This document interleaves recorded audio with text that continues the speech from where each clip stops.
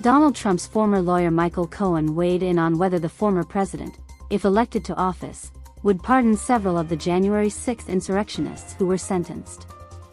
What happened? Trump would likely pardon several insurrectionists or commute their punishment in some way if he were to return to the White House, said Cohen in an interview with CNN on Wednesday. Cohen's comments came in the aftermath of the sentencing of Proud Boys leader Enrique Tarrio, who was prosecuted for his role in the Capitol riot on January 6, 2021.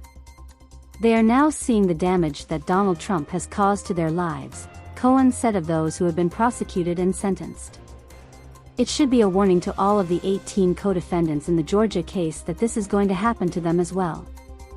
The time period that these people are going to get is going to be significant, he added, referencing the 18 people who, along with Trump, have been charged for their roles in attempting to overturn Trump's 2020 loss in Georgia.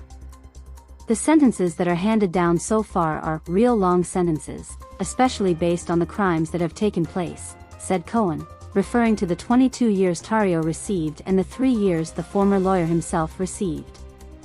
If they don't want to be part of that club of people who spend basically the rest of their lives behind bars, my recommendation for them would be to speak now, Cohen said of Trump's co-defendants. As soon as the guy next to you or the woman next to you starts speaking and spilling the beans, your information is not as important, it's not as significant, he said.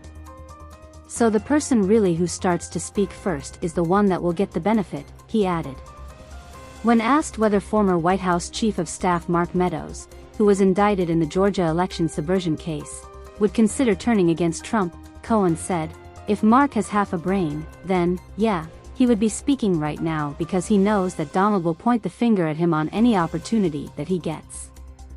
Donald doesn't care about anyone or anything other than himself. And he will point fingers and throw anyone under the bus to save himself," Cohen said. Cohen also weighed in on the possibility of Trump's co-defendants flipping due to the cash crunch they might face while fighting the Georgia case.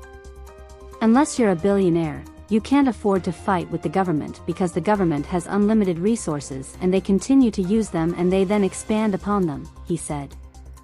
"So at the end of the day, these people are sunk."